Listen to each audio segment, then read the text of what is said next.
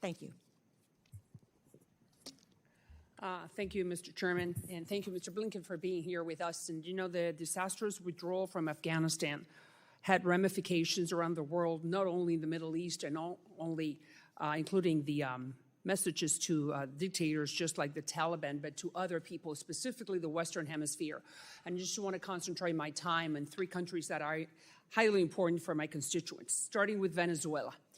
Sir, I hear that you're planning to cancel the oil licenses to actors like Chevron and Repsol and others. And my question is, are you planning to cancel those oil contracts before or after January 10th, which is when Maduro is supposed to be assuming the presidency? I can't speak to the actions that we'll take in terms of when we'll take them. I'm happy to follow up with your office. You know, you can take this opportunity to announce, sir, that we are not going to be doing business with the dictators anymore. And then the whole world is looking at you. So why don't you send the right message to Maduro and saying, if you steal the elections, you're not going to make any money off Well, I think we've been sending very clearly the message about how we see the election, how we see the abuse of the system by Maduro, the work that we've done to support Mr. Gonzalez and I know, others sir, going but forward. the problem is that if the Maduro regime has money from Chevron, that goes to PDVSA, goes to the treasury, and then they have more money for the repressive apparatus. You know that. And as you know, the opposition supported all the efforts that we took to see if we could get an election that would reflect the will of the people. We got an election.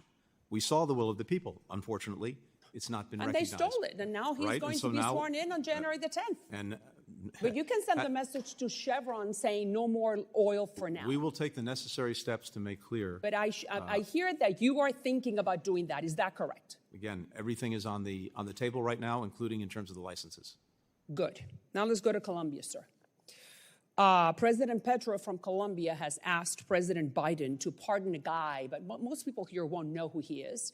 His name is Simon Trinidad. He's a terrorist. He is serving 60 years in prison, at a federal prison, for kidnapping 3 American contractors.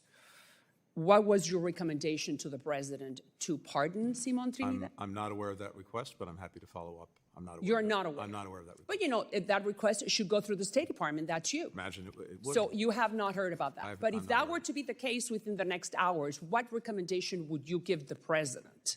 I'd have to make sure that I'm fully informed. Well, he's a terrorist. Again, I want to see, if there is something, I want to see it, understand it, and read it. But certainly his record speaks for itself. But you understand that if you were to pardon Simon Trinidad, you will make every single Colombian living in the United States a Republican, right?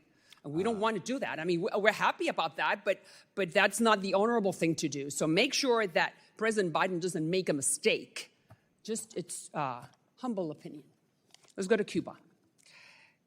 Is Cuba under review to be removed from the list of countries sponsors of terrorism? Is it under review, sir? I don't anticipate any changes in our policy toward Cuba during the pendency of this administration. All right, I'm happy you're saying that. Laudable to hear that, but specifically, is it under review right now? Because if you're going to remove a country from a list of terrorists, of this country's sponsors of terrorism, you need to start a review. And my question is it yes or no? Is Cuba under review? Under the law, depending on the different authorities of this kind, some mandate a regular review, others don't. All I can tell you right now, sitting here today, is I don't anticipate any changes in our policy. So you are telling me that between now and January 20th, the President of the United States is not planning to remove those bastards, the Cuban regime, off the list of countries that sponsor terrorism? As I said, I don't anticipate any changes. You don't anticipate. Right. So how can I interpret anticipate? Can you commit right now that that's not going to happen? You know why? Because all I'm doing is trying to give money to the repressive apparatus that has been taking everything away from the Cubans. You're aware of that, right? So I just need to make sure that you understand the message from my community. Do not do that. Don't give them the oxygen that they want to continue greasing the repressive apparatus. Tell me. You have 20 seconds. I can't. I do not make decisions for the Sure you do. Come on. Sure you do. You're the State Department. You give the recommendation whether to take them or not. Tell me. I'm sorry. All I can tell you is I don't anticipate any changes in our policy toward Cuba between now and the end of this administration.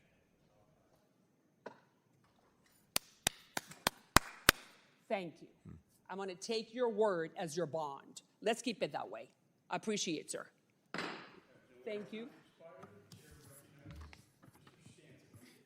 Thank you very much, Mr. Chairman. Secretary Blinken, I'd like to focus my questions on a topic of great importance to my home state of Arizona, the U.S.-Mexico relationship.